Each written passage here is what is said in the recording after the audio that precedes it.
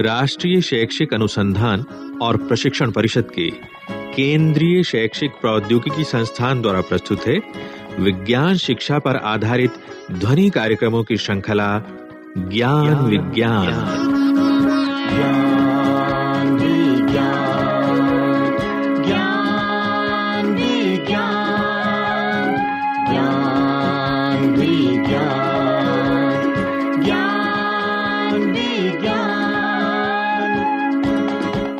इस श्रृंखला में आज प्रस्तुत है कार्यक्रम एक बड़ी जीत।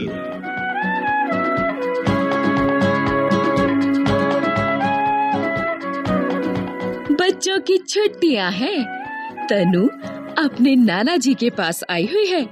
नाना जी के साथ रोज सैर सपाटा मौज मस्ती का दौर चलता है। नाना जी शहर के जाने माने डॉक्टर हैं, अब रिटायर हो चुके हैं और घर पर ही सुबह शाम मरीज देखते हैं। इस समय तनु जीवन काका और नाना जी के साथ बाजार जा रही है। नाना जी। हाँ बेटा। हम सैर करने जा रहे हैं या सामान लेने? क्यों जीवन? भाई मैं तो सब्जी लेकर वापस चला जाऊंगा। सब्जी लेकर? बेटा तुम्हारी नानी ने सब्जी लाने को कहा है। उनका कहना है उनकी नक चढ़ी नातिन के लिए एकदम हरी हरी ताजी सब्जियां लाई जाए। तो मैं नचड़ी हूँ? बेटा ये मैंने नहीं कहा, तुम्हारी नानी ने कहा है। झूठ। नानी मेरे बारे में ऐसा कह ही नहीं सकती। आपने उनकी बात में जरूर नमक मिर्च लगाया है। अरे बेटा सब्जी में मसाले तो डालने ही पड़ते हैं। बिल्कुल ठीक कहा तुमने जीवन। अच्छा तो फिर सीधे चलते हैं खेत में, वहीं से लेकर आएंगे ताजी सब्जियाँ। चलो। लेकिन बेटा जरा ठहरो तो। अरे इधर देखो, इस बूढ़े आदमी के पैर में तो चोट है। हाँ? अरे जीवन तुम जरा घर से मेरा सामान का बैग लेकर के आओ। तनु बेटा जरा इधर आओ, तुम मेरी मदद करो। अच्छा बाबूजी मैं अभी लेकर आया। ठहर इधर करो, आगे करो पैर। हाँ दर्द हो रहा है। अच्छा ठीक है। सामने फुटपाथ पर एक बूढ़ा आदमी बैठा था। उसके पैर पर एक घाव था और उस पर पट्टी नहीं बंधी थी। तभी थोड़ी ही देर में जीवन काका नाना जी का दवा पट्टी का बैग लेकर आया।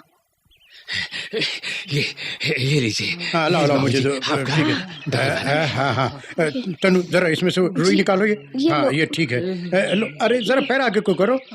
हाँ नहीं देखो अभी 2 दिन में ठीक हो जाएगा। चलो साफ कर लेने दो मुझे। हाँ तनु पकड़ना जरा इधर से। अब 2-1 दिन में ठीक हो जाएगा, घबराओ नहीं। धन्यवाद डॉक्टर साहब। अरे नहीं कोई बात नहीं है। उधर चलो। डॉक्टर साहब ने उस बूढ़े आदमी का घाव साफ किया, फिर दवा लगाकर पट्टी बांध दी और कहा अगले दिन घर पर आकर पट्टी बदलवा लें। फिर सैर के बाद जब तनु और नाना जी दोनों घर पहुँचे तो तनु ने कहा, नाना जी बेटा आपने बहुत अच्छा किया कि उस आदमी के पट्टी बांधी, नहीं तो इन्फेक्शन हो सकता था। हाँ बेटा इन्फेक्शन यानी संक्रमण तो हो ही सकता है जी। इसलिए बेटा घाव को कभी खुला नहीं रखना चाहिए। बेटा इससे बैक्टीरिया जैसे रोगाणु शरीर में जाकर बीमारी को बढ़ा सकते हैं। और हाँ इससे मुझे याद आ रही है एक कहानी। अरे वाह, एक और मजेदार कहानी। हाँ आज तुम्हें एक खास कहानी सुनाएंगे हम। मेरे दोनों कान खुले हुए हैं, तो शुरू कीजिए नाना जी। तो सुनो।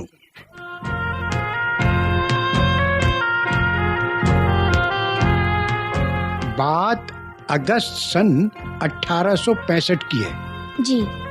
और देश पता है कौन सा था? स्कॉटलैंड।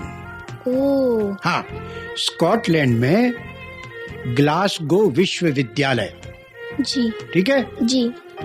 शल्य चिकित्सा यानी सर्जरी विभाग के अध्यक्ष डॉक्टर लिस्टर कमरे में बैठे हुए कुछ सोच रहे थे।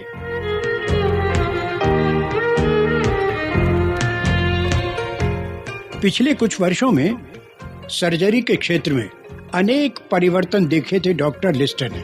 अच्छा। लेकिन सफल ऑपरेशन के बाद भी कई बार रोगी की स्थिति बिगड़ जाती थी।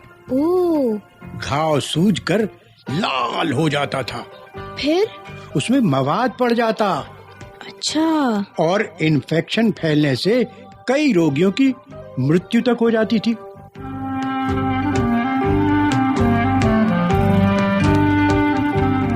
तो डॉक्टर लिस्टर इस स्थिति से परेशान थे। अच्छा। वो जानना चाहते थे कि रोगी के घाव में मवाद क्यों पड़ जाता है।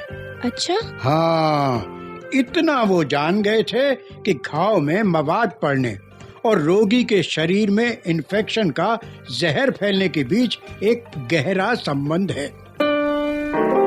अच्छा। हाँ बेटा, और इन्हीं दिनों उन्होंने लुई पास्चर का एक लेख पढ़ा। क्या लेख था वो नाना जी? उसमें था वो फ्रांस में ना अंगूर के रस से शराब बनाई जाती थी। अच्छा। और कभी कभी अंगूर के रस में सड़न पैदा हो जाती थी।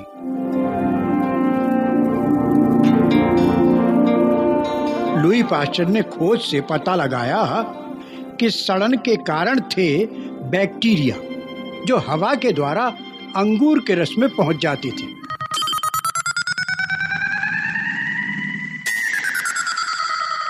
तो ये लेख पढ़कर डॉक्टर लिस्टर चौंक पड़े। हाँ, उन्हें लगा अगर जीवाणु अंगूर के रस में जाकर सड़न पैदा कर सकते हैं तो ये ऐसा खुले घाव के अंदर जाकर भी कर सकते हैं। हाँ। उन्हें पक्का विश्वास हो गया कि मवाद पड़ने या इन्फेक्शन के पीछे यही कारण था। अच्छा अच्छा। हाँ बेटा। फिर उन्होंने क्या किया? तो फिर डॉक्टर लिस्टर ने सुना कि गंदी नालियों की दुर्गंध मिटाने के लिए फिनाइल का छिड़काव किया जाता है। ओह। किया जाता है ना, अब भी किया जाता है जी। हाँ, तो बस उन्होंने ऑपरेशन थिएटर में फिनाइल का छिड़काव शुरू करा दिया। साथ ही मरीज के घाव की सफाई और पट्टियां उबालने पर विशेष ध्यान दिया जाने लगा। तो उस समय क्या सफाई पर ज्यादा ध्यान नहीं दिया जाता था? हाँ बेटा, पुराने समय में सर्जन यानी शल्य चिकित्सक कपड़ों तथा हाथों को साफ किए बिना ही ऑपरेशन करते रहते थे।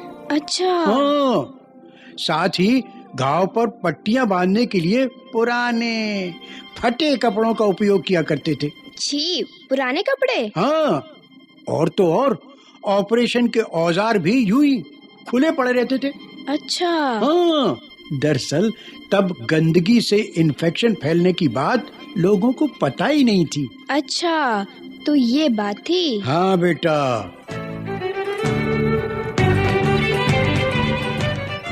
और जब से डॉक्टर लिस्टर ने ऑपरेशन थिएटर में सफाई के नए व कड़े नियम लागू किए, तब से सर्जन साफ कपड़ों में और हाथ साफ करके ऑपरेशन करने लगे। ओह। हाँ, इसी तरह मरीज के पास लोगों के बार बार आने जाने पर भी रोक लगा दी गई। अरे वाह। हाँ, तब तो डॉक्टर लिस्टर का नाम मशहूर हो गया होगा ना? हाँ बेटा, लेकिन कुछ डॉक्टरों ने उनका विरोध भी किया।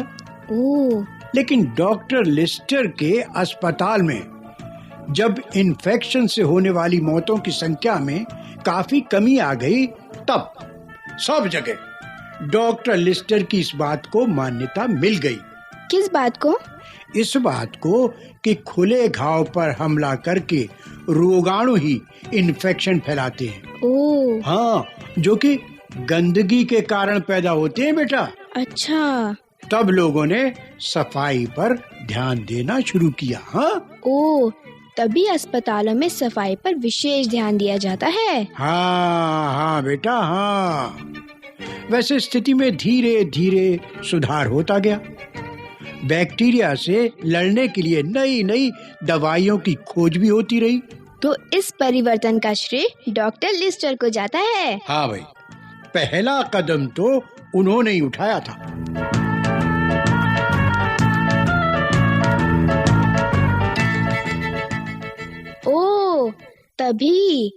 तभी आपने उस घाव को साफ करके उस पर पट्टी बांधी थी।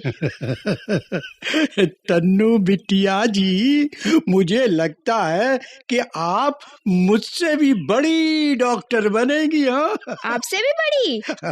सफेद बाल, चश्मा लगाए। अच्छा बाबा, तुम बच्चा डॉक्टर बन जाना। ये ठीक है।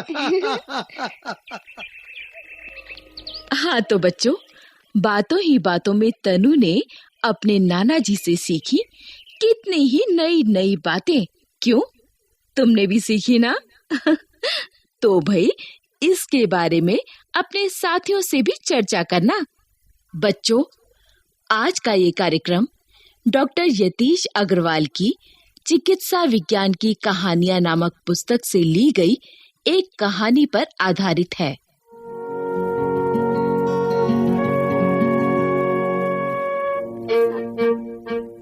एक बड़ी जीत।